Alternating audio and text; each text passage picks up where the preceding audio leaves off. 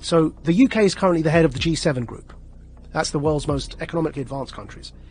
And the UK currently chairs the G7 group. Our Chancellor, who does our economy, called Chancellor of the Exchequer, his name's Rishi Sunak. He put out this video saying that what they want to do is bring in this thing called the central banking digital currency. They want to replace fiat paper money with digital money as a competitor to Bitcoin and crypto money, right? But instead of being decentralized currency, it will be controlled by a government. It's digital currency, but controlled centrally through the banks, Bank of England. So instead of having a bank account with whatever, HSBC or Bank of America, you'll have a bank account directly with, in the American context, with the Fed. In the UK, directly with the Bank of England. You have a personal bank account, and you're given digital money in that bank account. These are called central banking digital currencies. The Chancellor of the Exchequer in the UK has already announced their intention to do this as the G7 group. And these, if you look up... this sounds terrifying. If you look up the Telegraph newspaper... Central bank digital currency, is that the one down below? Digital currency should be programmable. See that one there? Yeah? Now, what they're doing is they're saying... You know, everyone knows that with inflation at over 5%, it's now 5.4%, right? Our fiat money, the paper money, is increasingly becoming worthless, and we're headed towards a big disaster. The Fed wants to raise interest rates. But we're in so much debt that if you raise interest rates, people are going to suffer because everyone, we're living on debt as Western economies. So they realize that this kind of the lifespan of paper money is fast coming to an end because of the 2008 economic crash in particular. So they're bringing in these central banking digital currencies. Why is that word programmable in there? So what they said in that article, and the Chancellor put a video out saying this as well, they've said that this money that you will earn from work, instead of having paper money, you have this digital money. It's programmable so that you can't buy certain foods, or if you do something that your employer doesn't like, it's all in that article. You won't be able to spend your money. In other words, it's not money. They're vouchers. They're like food vouchers. And they can be programmed so that, like the Chinese social credit system, that if you try and use them on a certain thing, it won't work. You say you want to buy a burger and they want you to buy bugs, which is one of the examples used. If you start to try and buy unhealthy meat, it just won't work. You tap your card, you can't buy the thing because you've met your quota that month of burgers. You have to buy something like a vegan meal. So it won't just be money in the sense of the way we have dollars or pounds today. Yeah. It'll be something that's controlled in terms of your ability to distribute it. Which is why I'm calling it a voucher. It's a coupon.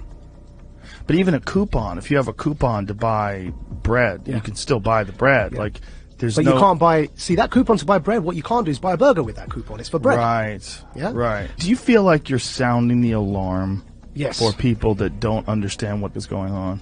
So here, I'll pull it up for you here, yeah? So there's the video. The group of the world's 7 most advanced economies, the G7, is launching a set of public policy principles for retail central bank digital currencies, CBDC'S. Central bank digital currencies could be a digital version of money, a bit like a digital banknote. It could be used alongside... Right, so that's the guy who runs our economy in the UK. His name's the Chancellor of the Exchequer. And here is the article.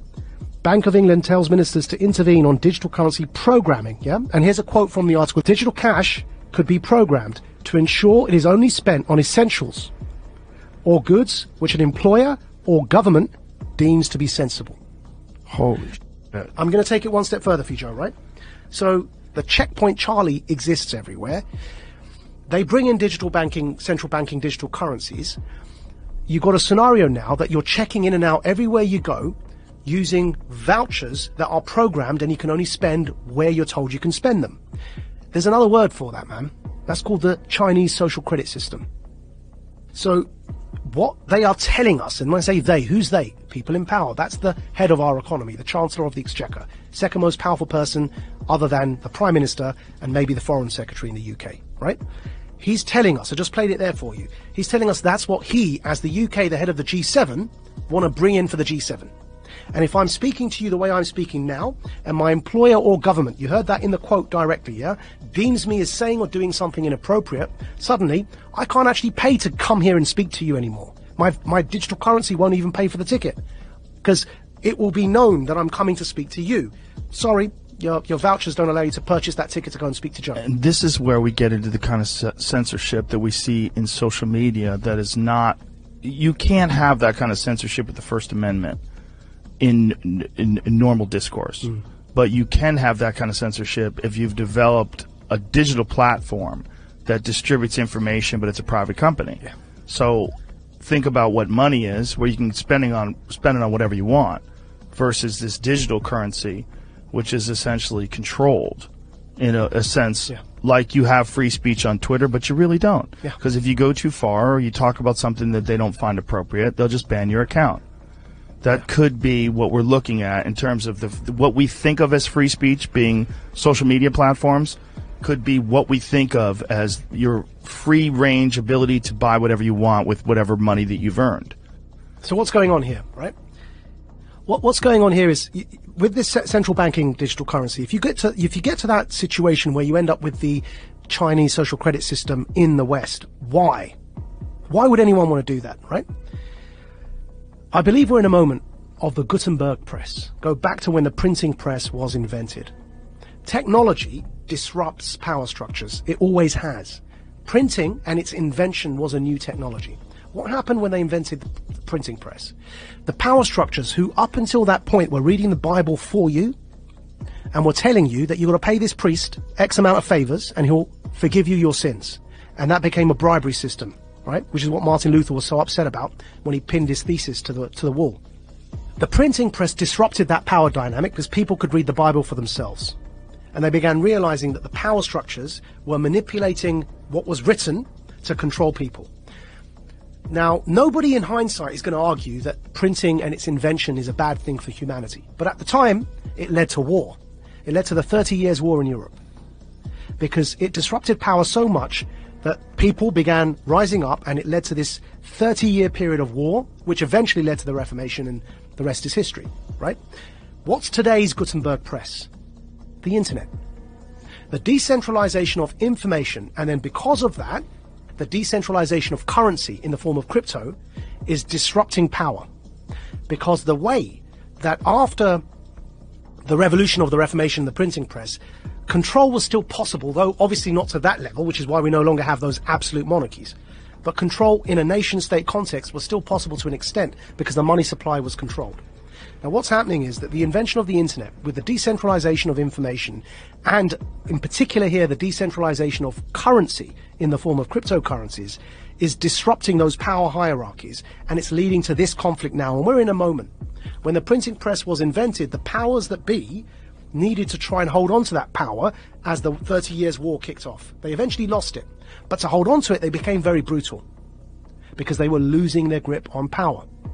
Today, to have the infrastructure in place that you can have a checkpoint Charlie society, so that when the central banking digital currencies are in place, that infrastructure is already there because people were so scared they voluntarily allowed you to put that in place, so that you can maintain your grip on power, because what's coming around the corner is the decentralization of everything, of media, therefore of narrative, and of course remember, whoever defines the truth gets to define reality. Decentralization of the economy through crypto. You no longer have the power to define the story and control the money supply. So the powers that be, who are losing that power, need to clamp down. They're clamping down on their own children, because we are people who are born of the West. So it's an internal civil war in a hybrid war context over truth and over information. Centralization versus decentralization. It's no longer about left or right. It's about up versus down. It's about power versus those who don't have power.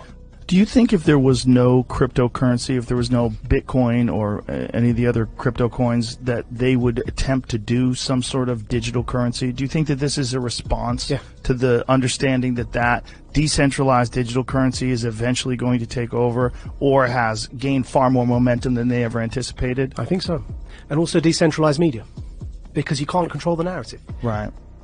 Now, we will get out of this because ultimately it's a numbers game. And ultimately, in times like this, you end up fighting against your own sons, right? It's those in power fighting their own people. And eventually, the people, by sheer numbers, end up becoming the people in power, right? So in the long run, we may well end up in a decentralized world, which will be much better. But as I say, that to get there, we have to get through this period of those in power attempting to hold on to that power.